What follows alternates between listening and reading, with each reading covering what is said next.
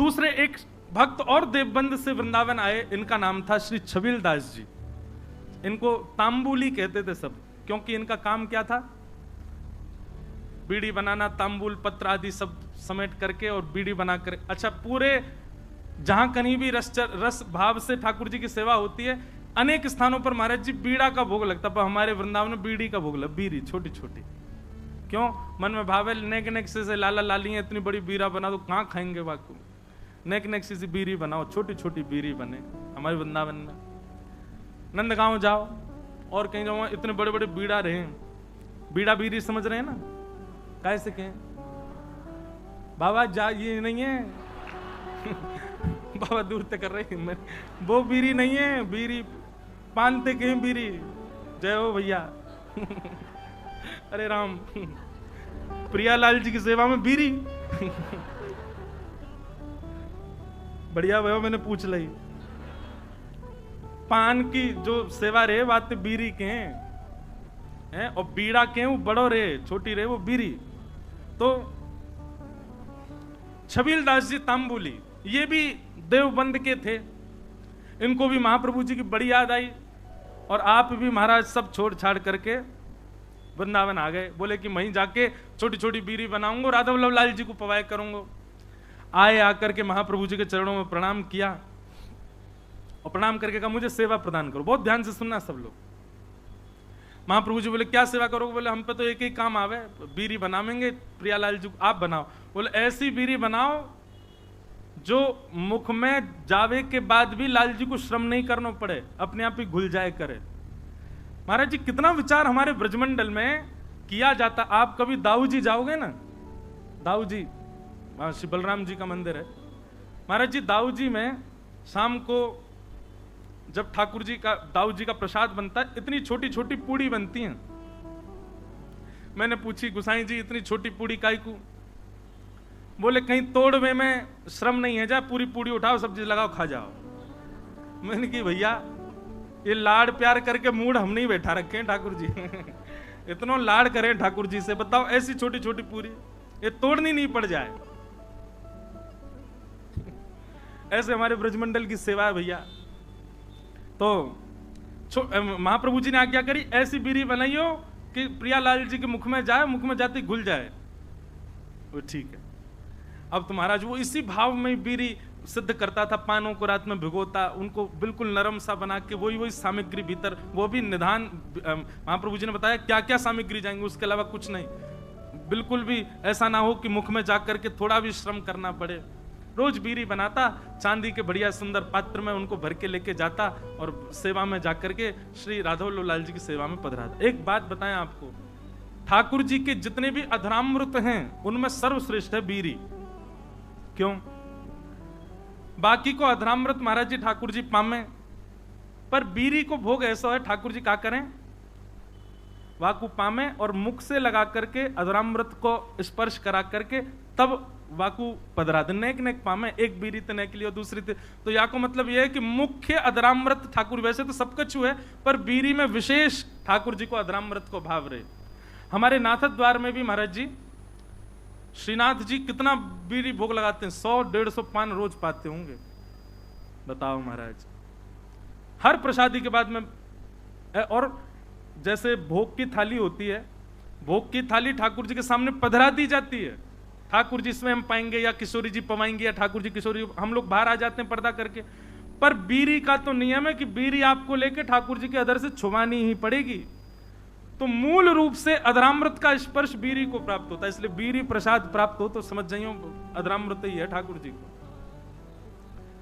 और बीड़ी की सेवा जाकू है सके करो, लाल जी को बड़ी प्रिय है मुखवास। तो ये छबील दास जी तांबुली आए और इनने बीड़ी की सेवा प्रारंभ करी। ठाकुर जी के लिए बढ़िया बीड़ी बनाते, चांदी के पात्र में ले जाके पधरा देते। महाप्रभु जी ने एक दिन बीड़ी को प्रसाद ठाकुर जी को पधरा करके, और जब अधरामृत है गयो, प्रसादी है गई, स्वयं पाए, बड़ा आनंद आया। महाप्रभु जी को लगे कि हाँ ठाकुर जी के योग्य सामग्री बनना ही है। एक दिन बड़े प्रसन्न थे महाप्रभु जी, तो विराज रहे थे, सब सेवकगण चारों ओर बैठे थे। अत्यंत प्रसन्न श्री हितरवंश महाप्रभु सबसे बोले, कछु मांगो भाई, तुम्हें कहा चाहिए। आज मैं इतना प्रसन्न हूं, आज प्रियालाल जी को ऐसा दर्शन भयो है, इतनो आनंद मन में उमड़ रहे हो कि मन एरो जो मांगोगे सो दूंगो, बताओ क्या चाहिए।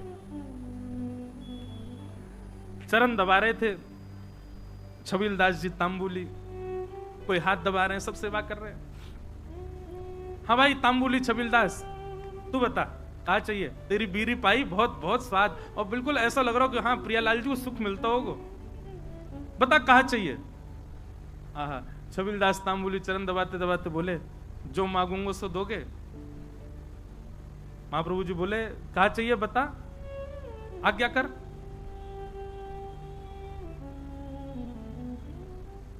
सावधानी से सुनो, बता कहा चाहिए। तो छबीलदास तांबुली कह रहा है, बोले कि जय जय, हमें ऐसा अनुभव भयो, हमने ऐसी सुनी है कि श्री राधा वल्लभ जी आपसे बात करें, आपके संग बैठे, आपको हाथ पकड़ लें, आपकी गोद में बैठ जाएं कूद के। ऐसा सुख मोह कब मिलेगा, ये मौसम बात कब करेंगे, तो मेरे हाथ कब पकड़ेंगे, मेरी गोद में कब बैठेंगे, मेरे हाथन से बीरी कब पामेंगे। आपको देना है तो महाप्रभु जी बस यही कृपा कर दो कि श्री राधा वल्लभ लाल जी प्रत्यक्ष काउदना मेरे सामने प्रकट हो जाएं, और जैसी लीला आपके संग करें, मेरी गोदी में भी कूद के बैठ जाएं एक दिन, मुझको भी वो सुख मिला, ऐसा अनुग्रह कर दो। महाप्रभु जी प्रसन्न भाव में उठ रहे थे, धीरे धीरे अपनी सामग्रियां उठा रहे थे, संध्या के लिए जा रहे थे, और जाते जाते ऐसे ही बोल गए, चल ठीक है दियो, राधा वल्लभ जी कृपा करेंगे तो पे, और चले गए जमुना जी। कोई ऐसा भी नहीं कि विधि विधान से बैठ के आशीष दिया हो, उठ के जाते जाते बोल गए, चल दियो, कृपा करेंगे। नेत्र सजल है, बोले अब कब होगी कृपा ये तो जाने नहीं, पर गुरु आज्ञा है तो निश्चित कृपा होगी। स्नान ध्यान करके वो भी बीरी की सेवा तैयार सिद्ध करने लगो, और बीरी सिद्ध करके महाराज जैसे ही लेकर के राधा वल्लभ जी मंदिर में आयो, संयोग से कोई भी नहीं मंदिर में, अकेलो छबीलदास तांबुली बीरी भोग लेकर के भीतर गए, ढूंढने लगो, कोई सखी मिले, सहचरी मिले, कोई सेवक मिले तो दम भैया अंदर पधराए दो। जैसे ही समीप गयो तभी कहा, देखो युगल सरकार, दोनों एक दूसरे गले में गलवैयां डाले, अपनी एक एक कमर पे हाथ धरे, और मंद मंद मुस्कुराते भय अपने एक दूसरे के प्रति ऐसे शीश झुकाए करके, और वह तांबुली को देख करके मंद मंद मुस्कुरा रहे हैं, और मंद मंद मुस्कुरा करके श्री जी इशारों कर रही हैं, इतकुआ अब तुम। अच्छा एक बात, हाँ वो तो बताना भूली गया मैं, जब उसने महाराज जी महाप्रभु जी से यह आज्ञा मांगी कि आप ऐसा अनुग्रह करो कि प्रियालाल जी मुझको प्रत्यक्ष दिखें, तब महाप्रभु जी कह में सह पाएगा उनके स्वरूप को। वो अगर प्रकट है गए तो उनके स्वरूप माधुरी, रूप माधुरी को झेल लेगो ना, झेल लेगो तो को आशीष दूंगो। तो माने कही रूप देखने के बाद झेलनो ही ना है, प्राण निकल जाए, बस रूप दिख जाए एक बार, वाक्य बात। अच्छा क्योंकि एक बात बताएं, सहचरी भाव में और अंतरंग भाव में प्रियालाल जी तो अपनी लीला करते हैं, आपको तो बस प्रवेश मिल जाता है, और कहीं उनकी छवि देख करके आप बेहोश हो गए तो कई जगह महाराज जी हमारे वृंदावन रस रीति में उसको अपराध माना जाता है। आपने जरूर अपनी गुरु निष्ठा में कोई कमी छोड़ी होगी, जरूर अपनी निष्ठा भाव, इसीलिए आप उस छवि के भाव को सहन नहीं कर पाए। इसलिए महाप्रभु जी ने कहा झेल लेगो, झेल पावेगो स्वरूप को। छबीलदास बोलो आप कृपा करोगे तो सब संभव हो जाएगा। तो महाप्रभु जी कहेगा हाँ ठीक है होगी कृपा। आज जैसी आयो, और आज महाराज बस थोड़ी देर पहले की बात है, महाप्रभु जी कह के गए कृपा होएगी, इतने में ही वो बीड़ी लेके आयो, इतने में तो कृपा है गई, प्रिया प्रियतम साक्षात खड़े वहां के सामने, श्री जी इशारा कर रही है इतकुआ। छबीलदास के 2 बार तो नेत्र बंद भये, हाथ पाम वाके होश में नहीं, ठंडो पड़ गयो पूरा, कभी इतकू जावे कभी उसको, बस गिरवे ही वारो। इतने में ही माने महाप्रभु जी को स्मरण किया, हितरवंश महाप्रभु को स्मरण करते तुरंत चेतना आ गई, मानो गुरु ही कृपा करके ये बल दे रहे हैं कि प्रिया प्रियतम को देखो, उनकी बिना कृपा के देखे ही नहीं पाओगे वह स्वरूप को। छबीलदास सामने खड़ो है, अब कहां बोले ठाकुर जी से, ठाकुर जी तो मंद मंद मुस्कुरा रहे हैं, श्री जी कह रही जोर से मत मुस्कुरा दियो प्राण निकल जाएंगे आके, ऐसी छवि ठाकुर जी की। ठाकुर जी बोले खड़ो ही रहेगो, कछु करेगो भी। छबीलदास बोलो मुंह पे तो कछु आ भी ना, कहा करूं जय जय। बोले कहा करूं कहा। वो दूर डिबिया लेके खड़ो बीरी की, इतकुआ बीरी पवा। अब वो गयो महाराज, हाथ पांव कांप रहे वाके, ऐसे डिबिया खोल के और ठाकुर जी के आगे पधराई दी। ठाकुर जी बोले बाबरो ही है बिल्कुल ही। अरे निज करसों उठा बीरी और मुंह में पवाए दे, इतना विलंब काय को करे। जैसी बीरी उठाए करके ठाकुर जी के सन्मुख करी। ठाकुर जी इशारों के नहीं, पहले श्री जी को पवा। श्री जी ने बीच में से बीरी आधी तोड़ करके मुख में लाई। बोले अब अधरामृत मुंह को पवा। जैसे ही पवायो महाराज, वो छवि निहार करके कौन सुध में रह सके। बस वही बात छवि को देखतो प्रिया प्रियतम लीला कर रहे हैं। अद्भुत छवि को दर्शन करते करते छबीलदास तांबुली ने वहीं प्राण त्याग दिए, ठाकुर जी में विलीन है गए। बोलो श्री राधा वल्लभ लाल की। क्या समझ में आई बात? भजन के प्रताप से, आपके भाव के प्रताप से कभी प्रिया प्रियतम दिख भी गए तो देखवे की सामर्थ्य और वास में कहा करनो, ये सामर्थ्य भी गुरु प्रदान करेंगे। या हमारे गुरु शरणागति लो भैया। गुरु आज्ञा के बिना या गुरु कृपा के बिना प्रिया प्रियतम दिख गए तुम झेले ही नहीं पाएंगे। और फिर कहा फायदा वास स्वरूप को देखवे को, जाके काजे हमने सबका चुकियो, वही के प्रति हमारा भाव नहीं रह पायो। ऐसे क्षेत्रवंश महाप्रभु ने कृपा करके दर्शन कराए।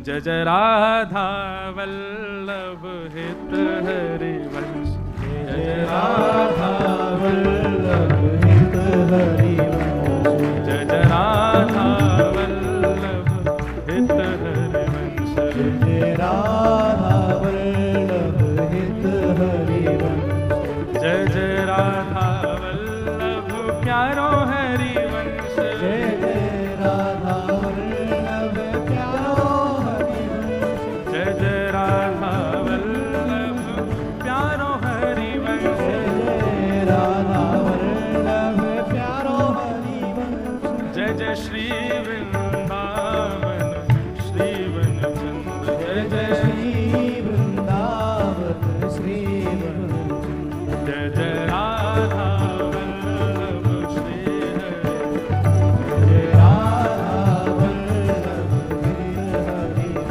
जय जय राधा वल्लभ हित हरिवंश, जय राधा वल्लभ हित हरिवंश, जय जय राधा वल्लभ प्यारो हरिवंश, जय राधा वल्लभ प्यारो हरिवंश, जय जय राधा वल्लभ श्री हरिवंश, जय राधा वल्लभ श्री हरिवंश, ओ जय जय श्री वृंदावन श्री वनचंद्र, जय जय श्री वृंदावन श्री वनचंद्र, ओ जय जय श्री वृंदावन